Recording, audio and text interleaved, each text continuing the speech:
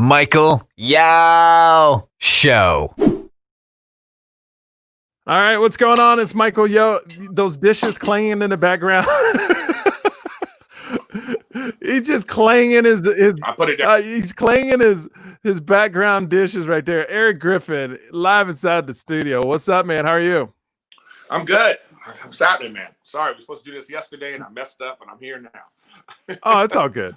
It's all good. You eating your oatmeal. I get it. For I people checking in, are you good now? Are you good? Yeah. For the people watching, you can watch this on Facebook or YouTube live, and then I put out the podcast a couple days later. Thank you for all the love, all the subscriptions, all the Joe Rogan people popping into the podcast. It's been awesome. I appreciate you. And also you can watch my special free on michaelyo.com. Now, Erik, a long time ago, I told you I don't really talk about politics on my podcast, but man, I've totally flipped that. I got to talk about what's going on, man. I totally get it. Please. There's too much going on. So I want to start with you. How has George Floyd's death changed, I don't know, the people around you, the environment around you? What have you seen different with your close knit of friends? I haven't seen, I wouldn't say my group of friends has changed, because, I'm still respecting the quarantine, you know what I mean? So it's just me and my girlfriend. So her and I have had discussions about it, she's not black. So, it's like,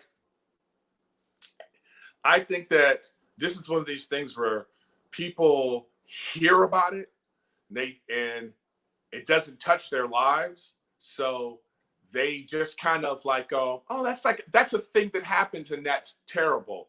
But it never really touches people's lives. And so now this is something that is actually affecting down the street from you, across the street, what stores you could go to, and then your social media is being taken over by it. Now people are like calling everybody to action.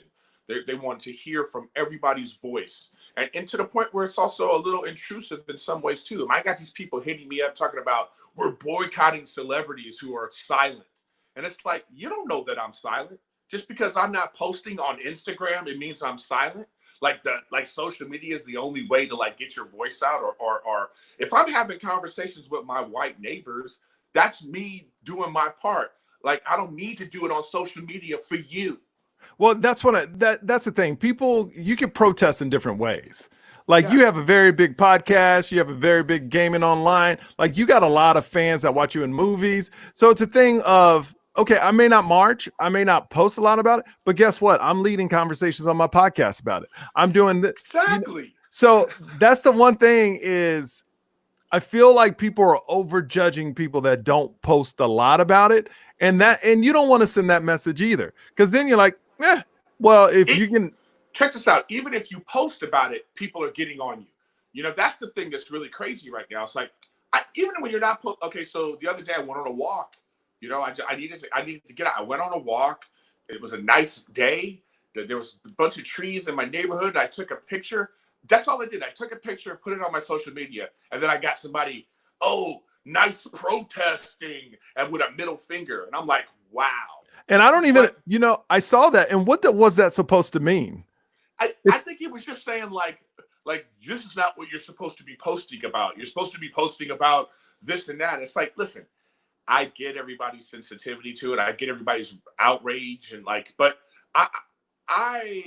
it's hard for me to listen to a stranger on social media try to tell me, especially when they're white. I'm just like, especially young people who are like Instagram models and like these people who are like, we need to do this. And they got no justice, no peace on their neck. And they're making it. It's like, I don't know what your motivation is. So I'm not going to engage with that. But damn, they don't mind engaging with you and just going at you about stuff. It's like, gee whiz, man. Have you seen, they have a Instagram page called Influencers in the Wild. Have you seen these influencers that go to a parade, take a picture, and then you see them get in their car and leave? That's what I'm saying, man. It's like everybody's clout chasing, but it's fine though. I mean, it's like if that helps push the movement forward, that's fine. Because this is like a conversation that has been going on for a long time. I mean, if you look at documentaries, like how long ago was that OJ documentary that just came out, that 10-part ESPN documentary? I want to say 3-4 years ago. Yeah. It's probably 3-4 years, right? They addressed this directly in that documentary. Police brutality, the abuse of power. This was going on in the 60s, 50s. Of course, there's a certain point in American history where we know racism exists and it was bad.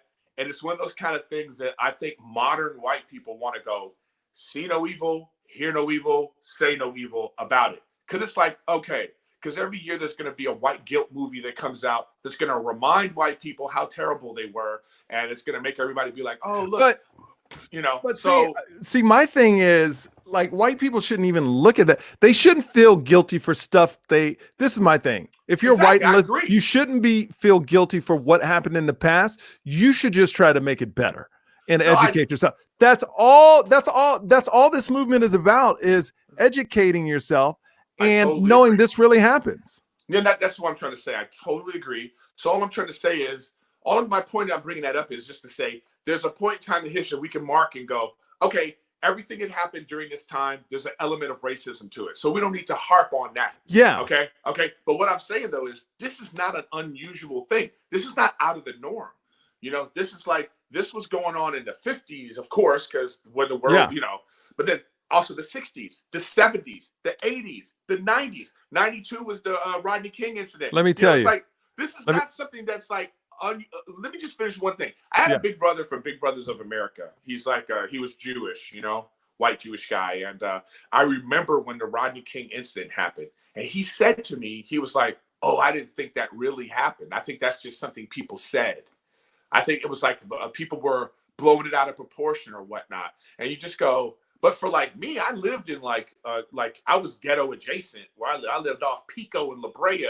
So like, north of Pico, you felt you were bougie, but like Okie Dog was down the street, and like, gunshots were always flying on that side of the street. During those riots, all those stores were burned down like a block away from me. So what I'm saying is, like, it was the kind of thing where you go, for me, it was like, oh, my friend got beat up by the cops. He was like, oh man, sorry to hear that. It was a thing that was kind of like, you're a minority, you live in a certain area, you just kind of go, oh, the cops are going to come harass you. You just kind of go, okay, it's part of what we do. But there is a segment of society that doesn't know that happens, that's never experienced that just feels like, no, the cops are good. Like, this is just an isolated situation. And even if it is just an isolated, it shouldn't happen. It just, my personal outrage is the fact that cop knew he was being filmed, saw people filming him, saw the situation, and assessed in his brain, I'll probably get away with this. So, well, I mean, that's the thing that needs to be addressed. See, I don't agree with defund the police. I am not about, because here's the reason why.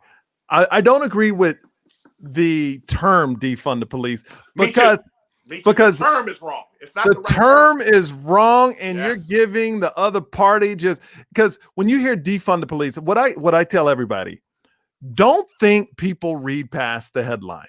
I know people are headline readers, and if in the paper, I would like the Democrats are making a huge mistake by putting out defund the police, this movement, because people that are scared already are just going to see defund the police, and they're going to take it as, oh my God, they're going to take the police away from us. No, it's restructuring. It's taking the mechanisms that help cops get away with it. Do you know the first step of a cop getting indicted?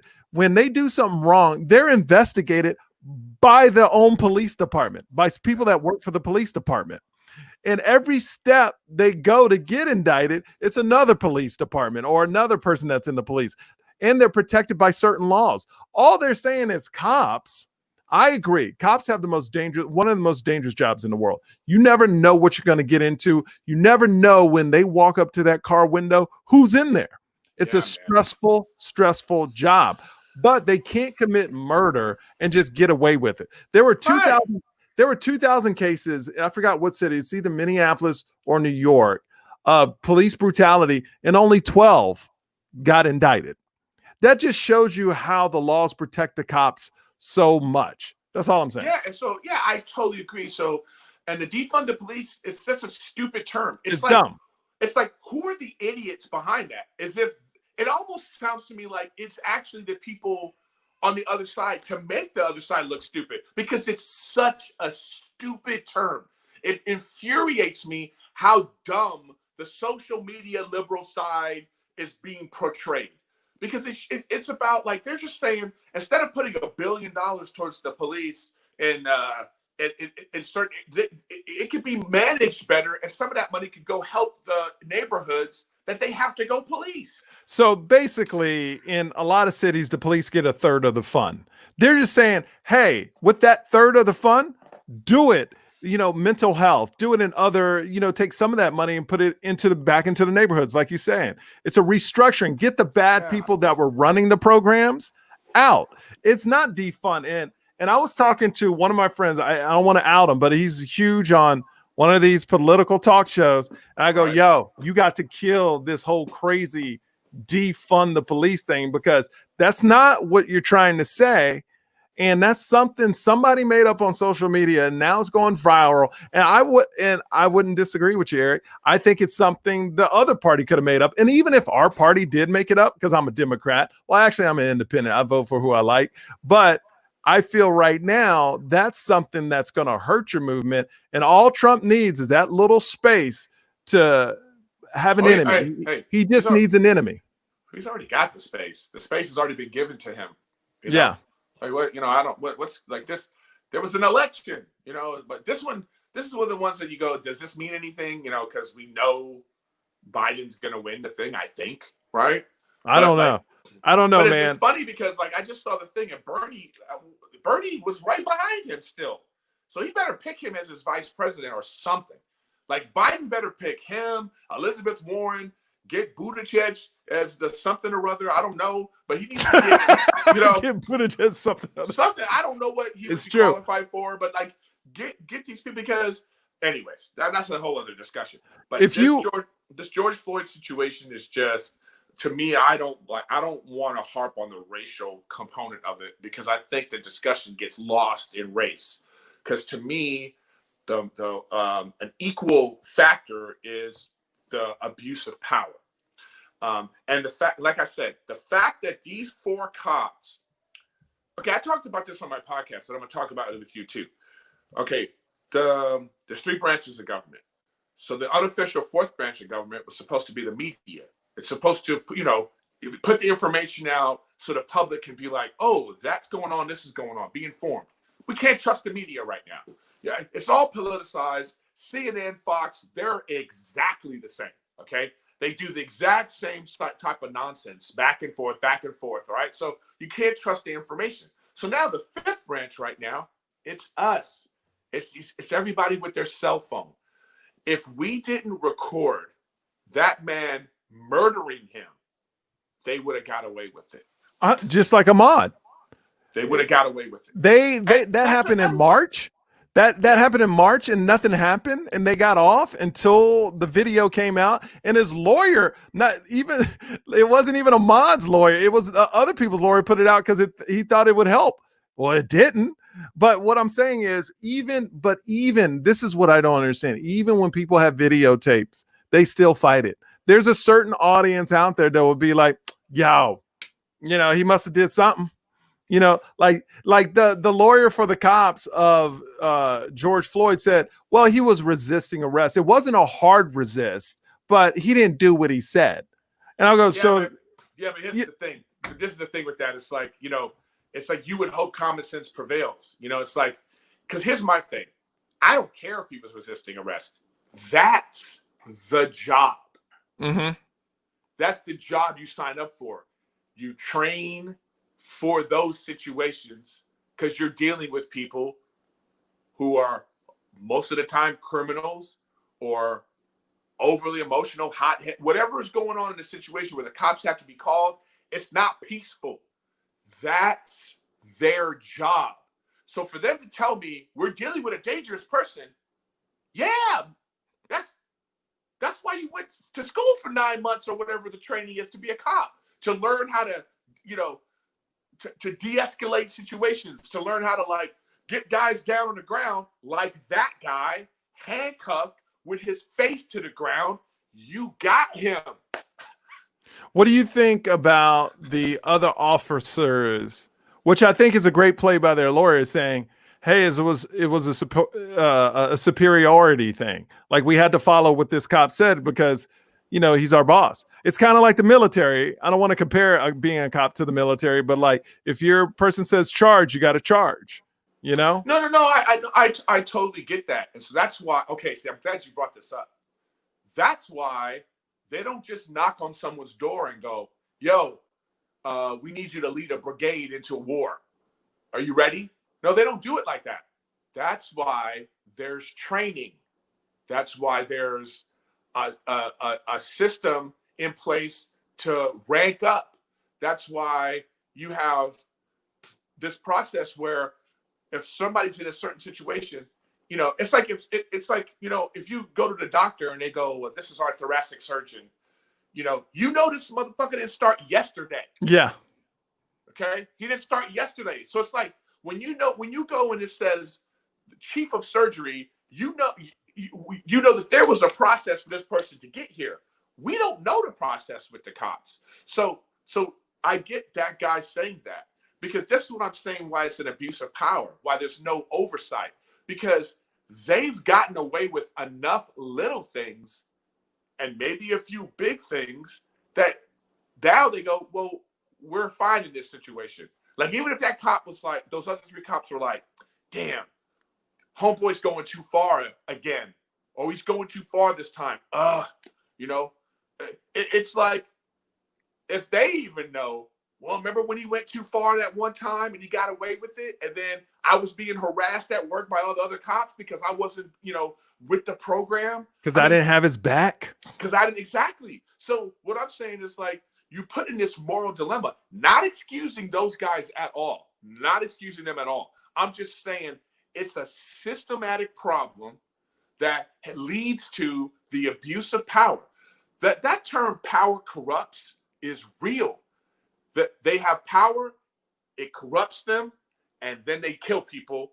The bad ones kill people. Look, there's going to be people who are not the best guy in the world. You know, you're not getting Jesus to be a cop, okay? All right, so the guy that's a cop, he's a little gruff. He's rough around the edges. He knows how to make, you know, there's a certain personality that's not lends itself to, saint, okay? These are the kind of people you need. And I think you need that little edge. If you're a cop, you need it. You need That's that. what I'm trying to say. So you need that edge. So therefore, if you're going to allow those kind of people, if you got to have a rough rider, then you need to make sure that they have oversight. You need to make sure that the person over them lets them know, whoa, hey, you're going a little too far this time. Let's pull it back. And he can be like, okay, all right. You know what I mean? Like that's what. There's no system like that in place. It's just about them getting home. I used to do a joke about this. Like, you used to hear a lot of cops talk about they just want to get home. You know, make sure you get home. And I'm always like, thank God the fire department doesn't feel like that. Yeah. Because they would get to a burning building and see some kids going, help us. And they'll be like, we got to get home. Yeah. This looks dangerous. It's like, that's the job. Yeah. I mean, it's the job, you know? So I don't know. And that's my outrage about it is like, and so then I don't like where the discussion gets taken over by race. Not to say that race shouldn't be talked about, because that is part of the problem too. But what I'm saying is, let's also talk about this system that's in place that allows for police brutality with no oversight, with, like you said, about like cops investigating cops. And so they need to break down that system so they're accountable for when things go bad. If you're watching on Facebook, YouTube, feel free to send us a comment. We're getting a lot of comments in. Silent Thriller says they put a guy in charge of people not smart. The guy, he's talking about the head cop that put the hold on George Floyd. Now, here's the thing. This cop had 20 years of experience and 17 complaints, almost getting a complaint a year. Okay. That is my exact point right there. Let me ask you something. After 5 complaints and you haven't been reprimanded, why the hell on the 6th time would you be like, you know what, I probably shouldn't do this. You know what, I'm going too far this time. The other 16 times, you know what I mean? The other 16 times I realized I was in the wrong. So on this number 17, you know what I'm going to do? I'm going to back off. Come on. Come on. You know what's funny is I worked at, my first job was Fuddruckers, and they fired me because I didn't know how to mop. And that was that was the thing where, look, you got to know how to do the job if you're going to stick around. With cops, Fuddruckers was harder on me than the system is with cops. They get complaints every single year.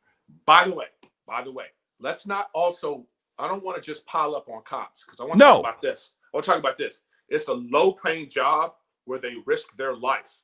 100%. How many people are signing up for that? I've been in the back of a cop car. I used to work when I was working at this school, and we had an incident where some kids came to harass one of the kids, and it got violent. So I had to ride in the cop car to go point them out. And I'm in the cop car, and the radio's on, and I hear stuff like, "Suspect has a machete, 2-armed suspect," and it just was constant. And I thought to myself, "Damn, there's only 50,000 police for the 8-9 million people that live in, you know, so they're outgunned, outmanned, and it's a low-paying job. You know what I mean? So it's like, I get it. It takes a certain. Listen, that guy that killed that guy, he might have the He might have the. What am I trying to say? He might be a great cop or the prototype for someone who can really enforce justice. But he let his personal feelings and he let whatever was going on get in the way, and he did something horrible, you know? And by the way, it's not all just race, because I've read something where didn't Floyd dating the same girl or something like that? Like that shit seemed personal. I don't know about that. I know they said at one time they worked at the same club or something, but I that's just speculatory. Like that's right. I have no idea. All I know though, which makes it murder, premeditated. Yeah. All I know though is when you have your, if it wasn't race, which it probably was, but also it's power. You know what I mean? Like, you got your knee on this dude's neck and you're feeling very powerful. This dude is a big dude. And you're holding it. So it's this power trip that comes in. Well, it's just I just feel like you said, it's about race, but police, I mean, the first people you call when something goes wrong. You can complain about them all you want, but they are the first people you call when something goes wrong. Fuck the police, but call them. Yeah, fuck the police. Oh wait, they stole something out of my house. They broke into my house. Police. You know, so I understand what you're saying, and I think it's very important too that when you talk about white people right now, when you talk about black people right now, when you talk about police, I hate when people just put out the statement white people, black people, police. You always gotta say some, because people get mad. Right. You're right. Because so many people, both of us, we're in the comedy world.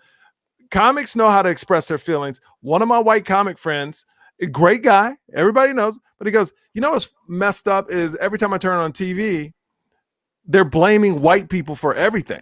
And because the narrative is white people are doing this. No, some white people are doing this. And guess what? A lot of white people are marching with us too. You know, so you can't just, we got to get out of the mode of just blanketing statements like white people, black people, police, some black people, some white people. You know, I don't know. No, again, that's why I'm saying this. It's about authority, it's about power. But you know, I have a solution. You know, they should just be filming cops all the time. The show Cops. You know, just all the time. There should just be that's the oversight. There's just a documentary crew following all. But the problem is even when you catch bad stuff on film, people don't believe it. That's where we are. No, I disagree with you. Because we're proving it right now. No, people, you know, it's like this now. But what about the other cases when they had video of all the other people that got shot running away doing this? But you have to look into the details too, because what I liked about having the chest cams for the cops, it wasn't just for the oversight of cops. It was to also show how stupid people are when they're dealing with the police. It's like there are situations where people are resisting arrest. People 100%. are inciting violence. People are acting. You're talking about, like they didn't go to the bank and pull out the bank president and put their knee on his neck. You know what I mean? Like, it's like this kind of stuff isn't happening. Like, something was happening. You know what I'm saying? Not to say that George Floyd did anything wrong. I'm saying these cases you're talking about, in a lot of cases, there's something going on. The police was called. And that's the part that we never see. We only see this snippet of video sometimes, But when somebody's running away and gets shot 7 times and they don't have a gun, I mean, I get you. But the thing is again, that doesn't mean we shouldn't have the video. It's like, no, we should. But the thing I'm saying is, even when we have video today, people don't believe it. These are 2 cases that have blown up and people are now believing it. It's created a movement. And I think with the Black community, it's a thing where it led up to this. It's like, the first thing is, hey, we complain about it. We show you videos. You still don't believe us. Well, now we got to protest and burn some shit. Well, you know what I mean? But that was like in Rodney King's situation. It was like, we had this video. It was like, amazing. Like, no cell phones at the time. Just somebody happened to be filming. We see this thing. And the problem was, look how long ago that was. You're talking about people don't believe it. A jury, these people didn't get arrested. That's what sparked the riots then. Because it was like, no way. We have the video. You can't beat a dude down this many times and then not, So this is the thing now. So we saw this video and it incited this movement. And then like the looting and all that nonsense, because, it's like, I tweeted something about, I'm not for looting. I don't think it's a good idea, but especially in a pandemic, people act like coronavirus. It was like, oh, what happened to George Floyd? You know what, y'all? I'm gonna stop for a little while. Y'all go out and do your thing. Oh no, it's still out there. The coronavirus is still out there, as you personally know. Yeah. So I'm not trying to be out here at my age, like I'm sorry. I'm right here. Hey, no justice, no peace. right here. You know what I mean? Because I think it's. So I was saying, people are out here without masks on in these stores. And by the way, you get arrested, you're gonna have more chance of getting it there too, because you think the cops care about safety at that point? They probably want your ass to get it. They're like, put them all together, take those masks off because you gotta take pictures. They're not worried about personal safety at that point. So I just thought it was like, silly. And by the way, too, the thing with looting and stuff, look, we want law and order. Even the people looting, they want law and order, because that's why they're not doing it anymore. Because after 3 days, they got to be like, oh, we need some bacon from Ralph's. Oh, my daughter need to get her medication from CVS. Their lives still have to go on. I don't care how disenfranchised you are. There's a certain point where you're like, oh yeah, we got to go down to the place and get stuff. We have to go do this. We got to go do that. That's why it's died down already. Because that kind of movement is not. You can't do that in a modern times with so much information is flowing, so much like this social media is so prevalent everywhere. There are better ways to get the message out. Well, let me ask you this. You hear a lot about looters. You hear a lot about protesting. I don't want to even connect looters with protests. You hear about rioters and looters. But without those rioter and looters, do you think this movement would have caught on? The movement was already catching on. No. But would it had the same impact? No. Yes, I think because it's still happening right now. No, I disagree. No, this is not the same. I disagree. Now, it's on everyone's phone. Everyone sees the people marching in the streets. Well, the people are marching in Paris and London, and like it's all over the world. Okay, this is interesting. I talked to my dad that were in marches, and that when apartheid happened back in the day, he wasn't in that part, but it's a thing where the only reason that the media covered wasn't because if it was just all peaceful protests, it would have never caught up. News wouldn't have covered it, because you got to remember, you may say a lot of news media is fake, but without news media, this would never have caught on. And unless it was looting and rioting, which is awful, terrible, it would I disagree with you. I don't think you have. I think you're wrong on the timeline, dude. I think you think. 100% look, I worked wrong on the timeline. You are wrong, dude. They were already talking about George Floyd. It was non-stop coverage of George Floyd before, and then the protests were going on, and then the looting sparked. But it's already gone. The looting's already done, and they're still talking about it the same way they were talking about it before the looting. It's because of social media. Okay, let me ask you this. Ahmaud was a terrible thing that happened as well, correct? And we saw a man get shot, right? Uh-huh. There was no looting. There was no rioting. There was no. No, hold on. I let you talk. I know, but you're missing the timeline. No, it's not. No, I am letting you know. I am letting you know that for news to cover something intensely like it did, it has to take more than a video. If it bleeds in the news, you can ask anybody who works. If it bleeds, it leads. That's their slogan. And without looting and rioting, the attention would not. If news wouldn't care if a bunch of silent protesters were out there, because we've seen it. Look how fast. Look, you could just watch any news outlet when all this was going on. It would be silent protests going on. They would cut away from that to go, oh, there's something going on over here. That gets attention. I understand. And another point, why isn't there's still silent protests going on? Why isn't it on 24/7 now? Because there's nothing that's happening. Yeah, so you had to have that kickstart to get the news into it, and now it's rolling. Well, I'm letting you know. I disagree with you completely, because it was already the news was already covering everything that was going on, and you're missing the timeline. No, that thing that happened to the Aubrey guy was the start.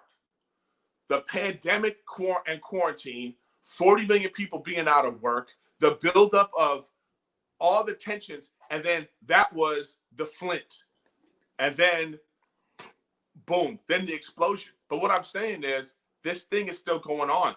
The rioting and looting, it lasted what, 4 days? 2 days. The first 2 days of it. The first 2 days. And by the way, this is another thing that the rioting and the protesting has done.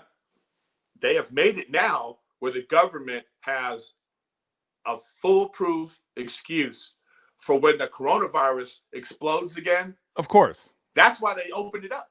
That's why they were like, oh yeah, let's open up now. Because now we don't have to, it won't be on the government, because it'll be like, well, you guys were out there. But that doesn't make any sense, because they opened things up in Texas 3-4 weeks ago. Oh, I know. Well, other places. I'm talking about here in California. Oh, yeah. Here in California, they just, they wait. Okay. They wait. So now what I'm saying is the protesting is like, it's now been pushed up to the people that matter. You see, this is the problem with, like, if we don't see it, we don't care. So it's like, it's already been pushed up to, they're already talking about the different laws that they now are going to put on the books. They're trying to push these things through. It's pushed up to Congress. It's pushed up to all these things. So it's out of our hands now. It's in the same way that, like, this case for the two guys that killed Aubrey, right? Yeah. Who's going to care in a year? Because in a year, that's when the trial's going to go on. Yeah. So, and the same thing with this George Floyd. I think this will be the one everyone's going to wait for. They're going to be sitting by their TVs waiting and being when is this going to happen? But already it's kind of like, I think the fire has been set. I'm neither here nor there on. I think that both of us have points to say in the situation of why this, because I feel like there's a lot of reasons why it exploded right now. And I agree with you with the corona. People being inside that need to come out, and this was a good reason to, you know what? If I'm gonna catch something, this is a great cause to catch corona for. You got people locked up. I agree. You know what? I will agree. It was just a perfect storm. That's what I'm saying. It was just a perfect storm. That's what I'm talking about. I keep telling you about the timeline. It was a perfect storm of timeline. By the way, any protest pre-social media, any movement pre-social media, it is not the same as this. It's not the same as anything happens now, because now Like the reason why Black people had to riot in the streets, and when things happened, when Martin Luther King was shot, when Rodney King and all, it's because who's controlling the media? Who's controlling the news that's getting out? Back when we were kids, we didn't know shit. We didn't know anything that was going on until you turned on Channel 7. You know what I'm saying? Now, all the information is accessible by everyone. So they have the ability to spread these movements and spread the thing. But people have to actually care. And I do want to say before people have to care.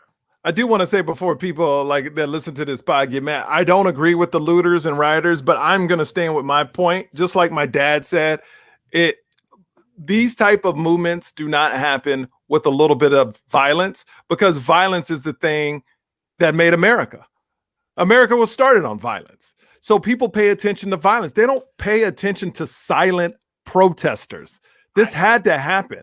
And Minneapolis, Minneapolis police department burning down. If they wouldn't have burned down places, it wouldn't have been the same effect. Look, we agree to disagree on this, but I just want people to know that I don't agree with the looting. I don't agree with the rioting, but I have an awesome podcast with my dad that actually went through these times where they were openly racist, and how he was in marches and how he breaks down America at that point in the 1950s, 60s, and 70s. And his whole thing was people pay attention to violence and it's not right. But America, the system, everything in America was built on violence. The way they even obtained America was built on violence.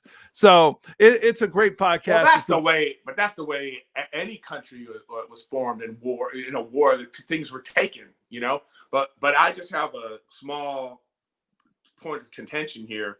It's not about violence. It's about the loss of money.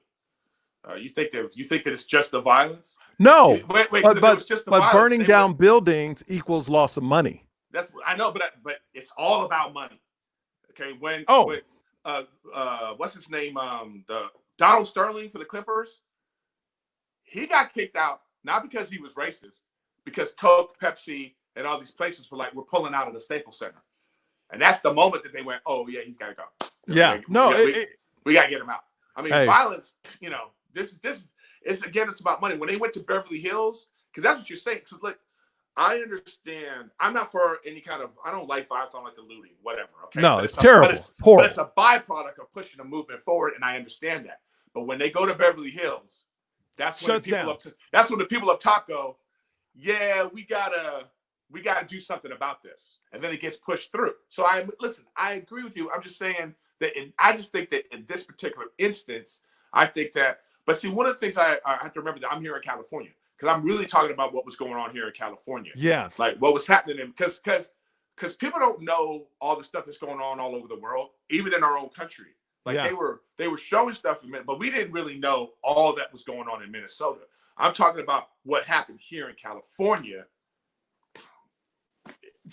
The stuff. Well, was, you know what I mean? California. Here's what's interesting to piggyback on your thought. My wife's friends. They're all married. They got little kids, and they were like, just like us, and they were going, "Oh my God!" Like we live in a solid area, And they were like, "Oh my God, the protest is going to come through our area. It's in Van Nuys, and that's not too far from us." And I go, "Honey, it's about money." And how I knew this, I learned this firsthand. There was some criminal one day running around, and SWAT showed up to our neighborhood. And looked this dude up, found this dude that was running around the neighborhood, right? Like literally copters, everything in our little pocket of neighborhood. And I look at my wife, I go, if that would have happened 4 blocks down, they wouldn't have gave a shit. Yeah. It's true. So like that's why I knew this movement was never going to go to like Beverly Hills. Man, they would shut that shit down so fast. If it went to some rich area, like the looting, you think Beverly Hills would ever get looted? Oh, hell no. Well, it did. But it did. A lot? Dude, I just went to Morton's for the first time just because I haven't gone out to a restaurant. I was like, let me go to this place because it just opened up the other day. They got bored. Yeah, they looted the Sephora right on Cannon and Beverly Hills there's a lot of places in Beverly Hills that got looted, man. That's what I'm saying. The information is out there. but people don't care about the information. It's just like whatever the optics is that helps push a point through, you know? Yeah. But yeah, they got to Beverly Hills. They got, like, I live over here in Culver City, and I thought that this Best Buy and all this stuff over here, nothing happened over here. Yeah. Downtown, certain areas, and it's like, you know, what I'm saying is that type of thing, it don't last long because people ultimately want law and order, you know? Oh, 100%. And I just think those people, those fringe people that are doing that, they're not even a part of protest. They're just trying to take advantage of the situation. But that's fine. That's a byproduct of it. No one thinks this right. I'm just saying, but you know, whatever. But the thing too is that what people forgot is, like, I remember in '92, like after it all boiled over, whatever surveillance footage they had, they went after those people. Oh, like, yeah. Like the idiots that are looting with no mask on. One, for the coronavirus, and two, you're gonna get caught. Like those, like Beverly Hills, they're gonna have a task force. Oh my goodness! People scouring through things. Like, I wouldn't be surprised if they just have like a website, $1,000 reward if you turn in this person. Like, there's this white kid with a surfboard looking right at the camera. Yes. Long hair, just come like, I've got a surfboard, bro. I'm gonna, dude, I was like, dude, you're gonna get caught. They got people stealing stuff looking like this, and they go, hey, what's up? What's up? You know? I mean, I'm like, so when all this dies down, when law and order starts to really take effect, dude, I'm telling you, they're going after those people. Oh yeah, they're going and you know what? And they should. Mm-hmm. And they should. You know what I mean? Like, listen, just because it helps push a movement forward, it doesn't mean it's right. It don't mean it's right, and it don't mean there's no consequences. You know. Now, Eric, of course, I know you mix, but what do you mix with? But you want to know how to hate me? Yes, I want to hate you right now. You mix with a little bit of everything, huh? Yeah, I got it's a very Caribbean mix. You know, I have my family. I have family from Jamaica, from Belize, from Honduras, and then, you know, my dad is like some sort of Eastern European. I've never met my dad before, and my mom has dementia, so I'll never know. So, what type of racism do you remember the first time someone was racist to you, or you growing up in this area? Did you grow up in LA? Yeah, I grew up in LA. I grew up ghetto with Jason. I grew up down the street from Okie Dog on Pico. Yeah. So you really didn't feel it because everybody was kind of mixed where you were at. No, it was that was a black and white area, you know. South of Pico was more ghetto area, you know, with a lot of, you know, you had a lot of black people living in that area. It was mostly black. And then it started to turn Latino, you know, over the course of the years of my childhood. But like where I grew up, yeah, there was like white people lived across the street, black, you know. And the first time I ever experienced racism was at the YMCA. My mom sent me to the Beverly Hills YMCA, and that's the first time I was on the swim team. And a white kid, said to me, he was like, "I don't want to get in the pool with you because you're dirty," you know. But he was talking, but I knew he was talking about. He wasn't being like, "Ooh, you stink." No, he was like looking at me like you got dirty skin. Like, you know, he said it in a way that it was like very much like he said it in a way that his parents said it. Yeah. But here's the thing, though. My mom never raised me to hate people. She never raised me to fear people, and so I always took it. I'll never forget when that was happening. My first thought was, "Oh, you're being racist," you know, like I was inquisitive about it. Yeah. Because I was like, "Oh, this is still happening. Oh, okay. Oh, you hate me because of what I look like. Oh, this is so interesting." So I went home. I was like, "Hey, guess what? I somebody was racist towards me," because ultimately I was at the Beverly Hills YMCA. I was there. I was on the swim team. I wasn't cleaning up. I wasn't pushing a broom. I was there because my mom put me there. My mom took me to Europe when I was 7 years old. I went to London, Paris, and Rome. My mom, she wanted me to go to good schools, and she wanted me, you know, so I dealt with a lot of like, I just had head on. I just think that she just raised me in a way that it wasn't to like, you know, you don't have to, don't hate white people, just do better, you know? Yeah. And you know what's funny is, My parents were like that too, because they dealt with a lot of racism.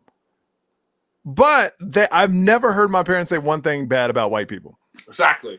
You know, it's just my dad always says there's ignorant people everywhere, all colors.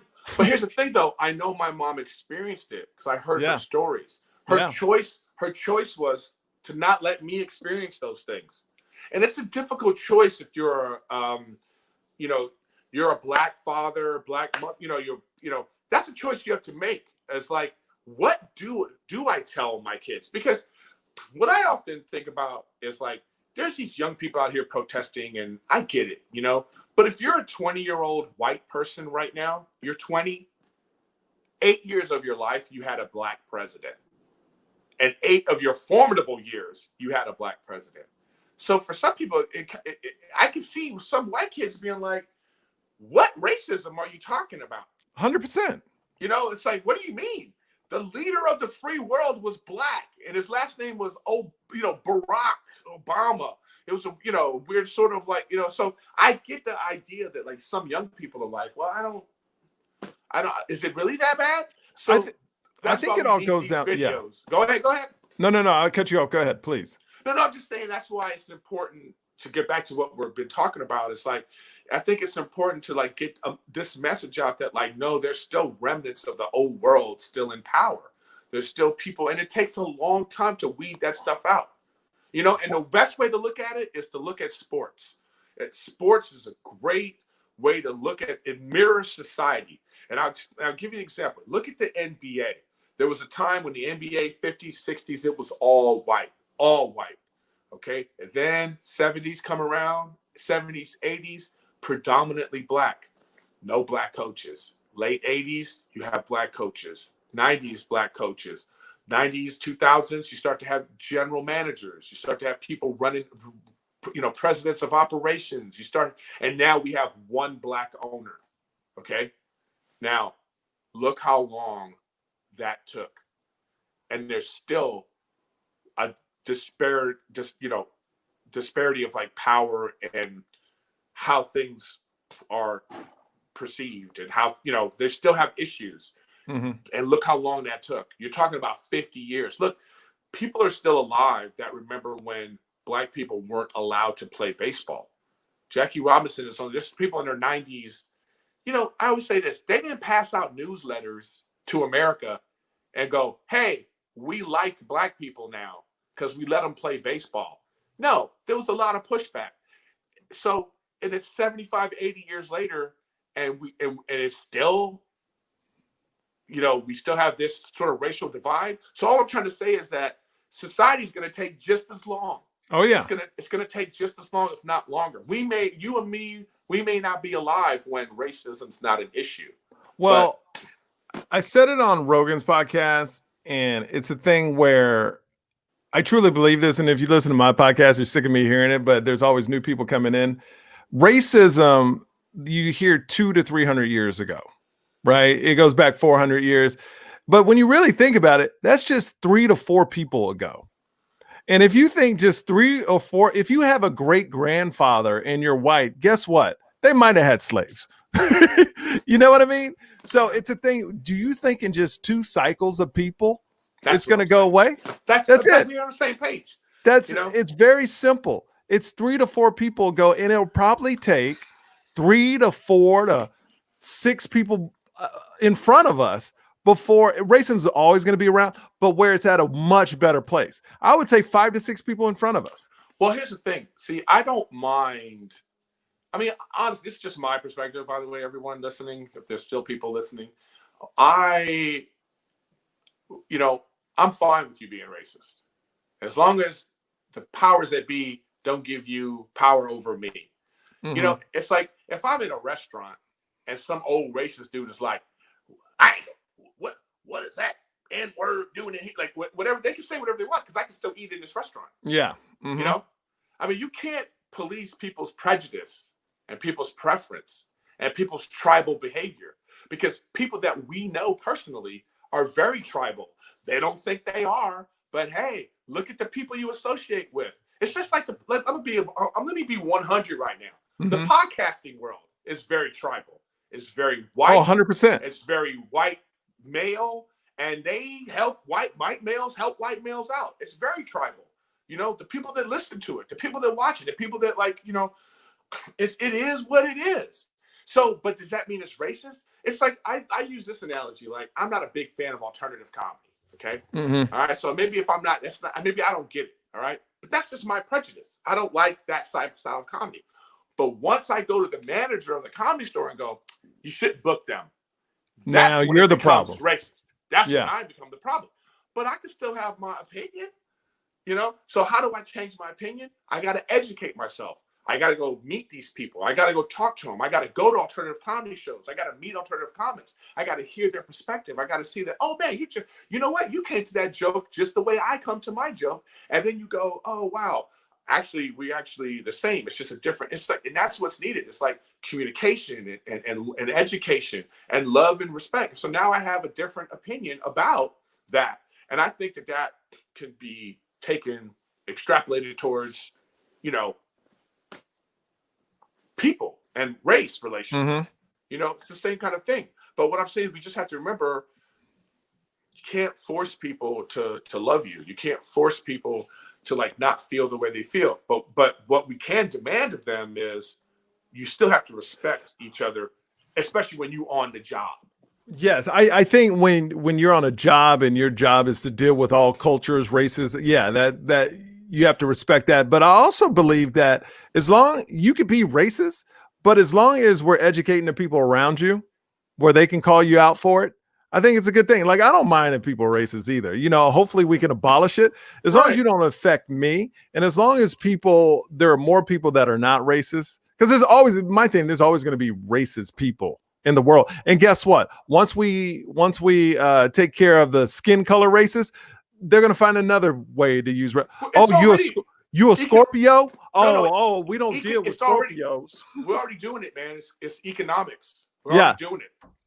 That's what it is. It's rich, poor. It's classism. It's classism. It's already here. It's already, and that's what I think we need to be more concerned about. But look, man, you know, racism. The thing is, the reason why racism is like a word like love. You know, it needs to be unpacked because then a bunch of statistics are thrown out. Because if you look at the statistics, like if you're a white person and you're not even racist, and you're not, you know, you've just never met a lot of black people. Maybe you live in a nice neighborhood or a upper middle class neighborhood, and it wasn't your choice to like, you just don't know a lot of black people. It's easy to look at statistics and be like, well, wow, most crimes are committed by black people. Look at the black on black crime. Look at when you look at the real statistics of police brutality, it's not a lot. You know, it's not like somebody. If I asked you, how many unarmed black men were killed by the police in the last 5 years? You know, the way people might say, because somebody asked me this question, I said, is it 10,000? No, it's like 9, you know, and not saying that's, but what I'm saying is, if you're a person that is not connected to communities and you hear these statistics, Mm-hmm. you're going to be like, well, what's going on? Because racism needs to be unpacked. It's about why these neighborhoods don't have good educational systems, where the tax dollars are going to, what just being disenfranchised really means, what systematic racism really has done, and how it's lasted over the years, and how all of these things can be reversed if there's the distribution of, you know, the wealth properly, not amongst people, I'm saying amongst the, you know, the tax dollars that go towards helping the communities and all that kind of stuff. And then these statistics will be different. You can't just throw out statistics and then think like you understand what's going on. It's really such a layered issue of why we're at the state that we're at right now. And I just want people to understand that. Just educate yourself, learn about it. Just because it doesn't affect you doesn't mean that it's not real. And just because, you know, you have these criminal statistics, because the reason why I'm bringing this up is because I hate hearing about that. Mm-hmm. I have a lot of like conservative white friends who love to like backhandedly talk about like, well, I mean, you know, more white people have been killed by the cops than black people. But then you have to go, but there's you're talking about 4% versus the majority. Of course, those numbers are going to be, but then you can't just get lost in numbers. Numbers, yeah. Yeah. So don't get lost in numbers. Find out about this system and how it's in place and what has happened over time. I mean, it's so cliche to talk about education, but it really is the key. It's the key to it. You know what I mean? And I know it just from my own life. My mom knew it. That's why my mom didn't send me. She sent me out of district. You know what I mean? I went to, she was using friends' addresses so I can go to Brentwood. So I can go to, you know what I mean? So I can go to different types of schools. Then she saved up money to put me in private school because she didn't want me to go to the ghetto-ass public school. That's her words. You know what I mean? Yeah. So I'm just saying, anyway, go on. I'm talking. No. Because I gotta get going, but I wanna ask you one more thing. I could podcast with you a couple more hours, but I got a kid and wife that I gotta get to. I want to ask you about this. The whole mixed kids, mixed kids, Black white nation. I want to ask you about Mark Wahlberg. Did you see what happened to him? I did not see. Please tell me. Educate. Okay, so Mark Wahlberg, when he was 15, he chased after a couple of black kids, threw rocks at him, called them the N-word.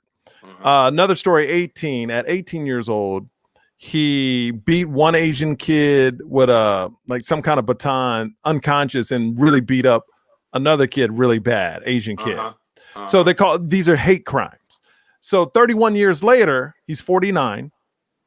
He goes and puts out a message 2 days ago about George Floyd, saying how it was wrong, Black Lives Matter. I don't even know if black people, but some black people, some white people, he got a bunch of heat for it. Got you. 31 years have passed. What he did in the past was horrendous, awful. So what's your take on that, where he's a smart guy. He probably knew he was going to get backlash because he knows his history. He gets asked about the hate crimes all the time. He was a street kid, right? Wasn't he? He was from Boston and raised in a racist part of town. He's a punk. He's a punk. But I want to quote, I wish I could quote Neil Brennan's joke properly, the great Neil Brennan. But he has this joke about LeBron where he says, when he was referring to the Kevin Hart situation where Kevin Hart with the stupid things about the gay tweets, and then it's like in high school LeBron was 6'4", now he's 6'9" because he's grown. Something I forgot that I'm doing. He goes, yeah. I'm not doing it. I'm doing a disservice to it because I wish I had to. But the point is, you can grow. You can do better. Should he get some flack for the things he's done in the past? Obviously, he should. Okay, so he's getting it. All right, but is there a point in their life that 31 years later isn't that what jail is? Jail is are you a criminal for the rest of your life? If you've done your time, you come out and you work towards being a better person. Is he a better person? I have no idea. Is he, there's two sides because we don't know him personally. Yeah. Is he someone that does he give back to the community? I have no idea who he is or anything about him. All I see is a rich, famous person who's lived a privileged life for the last 25 years, and now he's got some blemishes on his record. But what does it matter to him? I think it's deeper than that. I think it's when people want to support a cause, and it's people's minds. Look, when you're in this situation, the pendulum swings. When Me Too movement, it swung the other way. You know what I mean? And there's casualties when this pendulum swings. So even if you want to support it, and it doesn't mean too far. It doesn't mean it's going to be fair. You're going to. Some people get a hit. But here's my point though. He could have said because nothing. George. No, I'm saying right. No. You can't say nothing now. This is no. You could have. He could have. But this is the point I was saying from the beginning of the thing. This is what I'm saying. I'm hearing from people, managers and agents are calling their clients, going, "Yo, you better put out something," because I just got a thing right now, man. I'll send it to you. There's somebody, this idiot on Instagram sent me it's called Boycott Silent Celebrities. This is a real movement, okay? So I'm not saying that makes it right or wrong. I'm just saying that's a feeling out there. There are regular people out there who are going, hey, you have a voice, you have a platform. Why aren't you saying something? Why are you being silent? So I can see him being he's like, all right, I got to say something. But the thing I'm saying is he knew he was going to take this hit when he put it out. But my thing, I don't think he knew. Oh yeah, 100% he knew. 100% he knew. Well, you never know. I guarantee you he knew. And then I guarantee you when the pendulum swung his way and he got all this heat about it, it goes from people being angry to, if you're Mark Wahlberg, to me, you take the anger, people's anger, but at least you know at the end of the day, it takes a lot of courage to be on the right side of the fight for him, knowing he did all these hate crimes in the past. Yeah. You know, so I just what I'm saying is, what if he would have said, because of this, I realized I've had some actions in the past where I've crossed the line, I've did wrong things. I was a young man, I made young man mistakes, and here I am now, and I see, like, what if he'd have put out a statement? But like he's that? put out, he's apologized for it before, from what I understand. So it's like, how many times do you need to apologize for the same thing? Well, then this is then what's your real question then?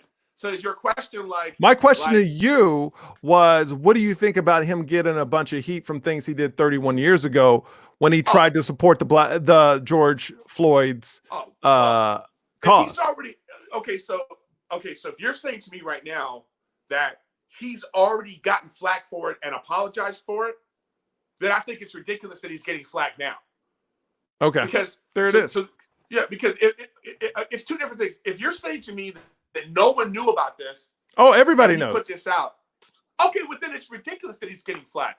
He already apologized for it. He's already paid his penance to, in his mind of like, look, we don't know his life. We don't know if he's giving money. We don't know. All I'm saying is he's already put out a statement. He's already apologized for all the wrongs he did in his past. And now he's in the right to be like, well, I also don't like this. Look, I got flack. Like, what if he's like, I got flack for what I did. I realized what was wrong, and this is wrong too. Listen, we need rich, powerful, influential, white people of power to say, you know what, this is wrong. Let's make some change. Those are the only people that can make some change. We need all those NBA owners to talk, not the players. We need the NFL owners to talk, not the players. We need Bezos and all the big CEOs of all these companies. We need them to come out and be like, yes, I think this is wrong. They need to point towards the people of power and be like, look, it's time to change. You know what I mean? It's time to change, and let's start with us. Eric, thank you so much. It's always a pleasure, my man. All right, I'll check you out next time. Appreciate you, okay? Yeah, man. Talk soon. All right, cool. Thanks for listening to the podcast. Make sure you subscribe. Make sure you give it 5 stars. It means a lot. It's growing every single week. I really, really appreciate it, man. You guys are coming in, and we'll see you next time on the Michael Yo Show. Later.